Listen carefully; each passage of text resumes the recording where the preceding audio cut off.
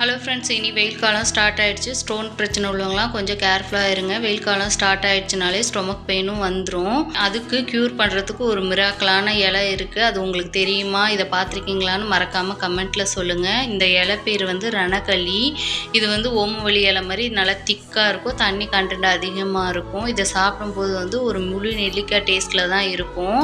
இந்த இலையை வந்து மார்னிங் ப்ரஷ் பண்ணிவிட்டு வந்து எம்டி ஸ்டொமக்கில் ஒரு 3 days போல் எடுத்துக்கிட்டிங்கனாலே பெயின் வந்து கம்ப்ளீட்டாக க்யூர் ஆகிடும். கிட்னி ஸ்டோனையும் கரைச்சி வெளியில் எடுத்துகிட்டு வந்துடும். ஆல்ரெடி ஊனி வச்சுருந்தேன், அது 2 இலை போல் தான் இருந்துச்சு. சரி, திருப்பியும் தெரிஞ்சவங்கள்ட்ட வாங்கி ஊனி வச்சுருக்கேன்.